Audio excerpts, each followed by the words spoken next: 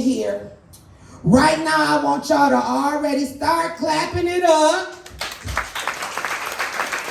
for Akau Jambo.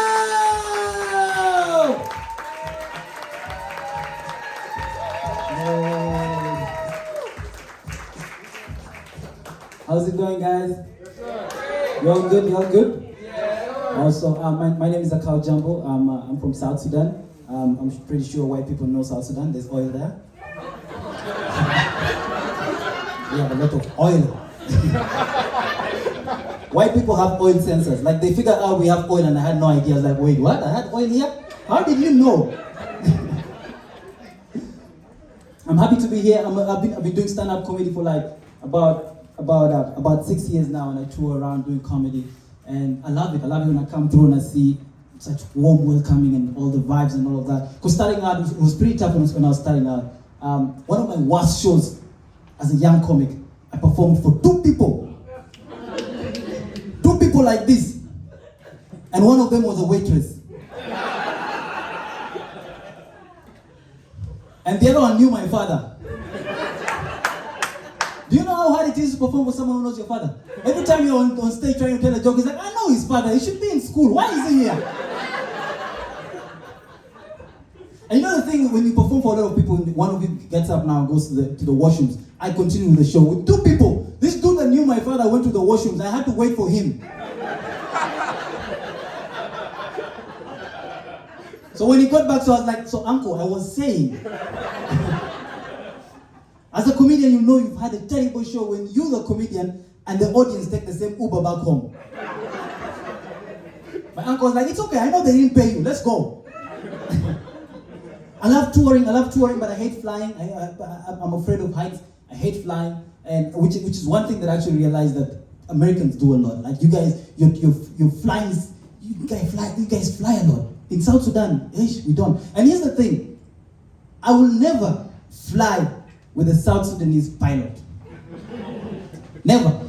Because I don't know how you guys do your education here. I'm here for an exchange program. I've been here for like a week. I'm trying to learn a lot of things. But the way we do our universities in South Sudan is we have what we call the courseworks. And then we have what we call the test and the final exam. And we have a pass mark. A pass mark is about 50. So as a student, all you need to do is to get maybe 15 points in the coursework, 15 points in the test, and go for the final exam looking for 20, and you go for the next semester.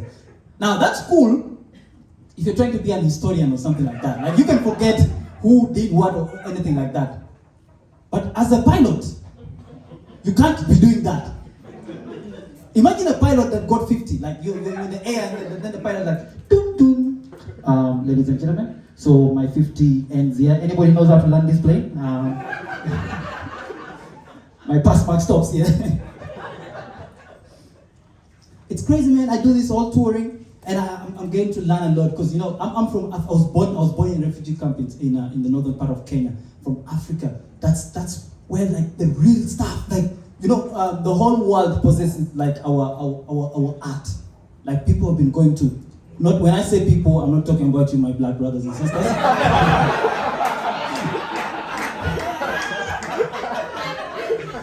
Because I know black people visit and leave the shit the way they found it. They don't touch anything. White people have been going around Africa collecting art pieces, collecting mummies, collecting stuff that were made by our ancestors. You go to a museum in Paris that they're showcasing an art piece that was made by my ancestor. Okay? And the people in Paris are enjoying it, they're watching it. Now, meanwhile, I have to get a visa to go and see that thing.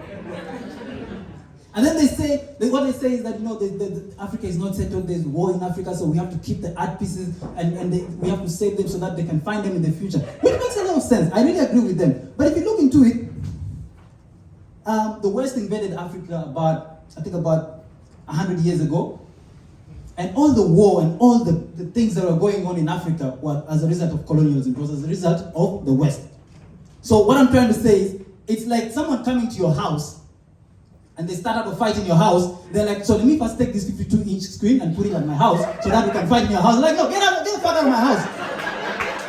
If you want to save my screen, get out of my house. That's how you want to save my screen.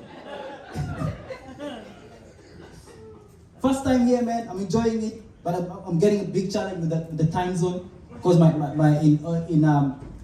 my country right now, people are sleeping. It's a different ball game. Everywhere in South Sudan, people are sleeping. And you know, sometime back, my little cousin came to me and asked me that when you guys have this time zone, it's one whole country, but you guys have this time zone. When it's maybe 7 p.m. in the East Coast, maybe it's like morning in the West Coast, same country, but different time zone. And then my cousin was like, but when it's South Sudan, when it's 9 p.m. in South Sudan, it's 9 p.m. everywhere in South Sudan. Is that also part of white privileges?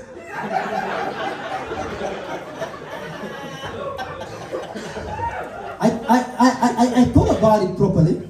I'm like, I don't think it's part of white privileges.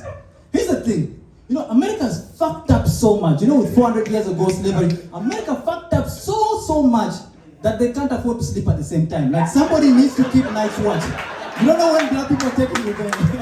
My name is Akau Jambo from South Sudan. You guys are very nice.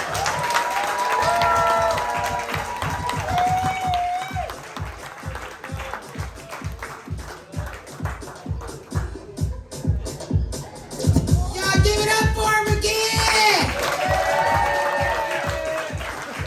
He was all right, wasn't he? Man, he really definitely looked like he'll hit you with one of them. You know, the needle shit. I'm glad y'all laughed and y'all ain't out there in the coma.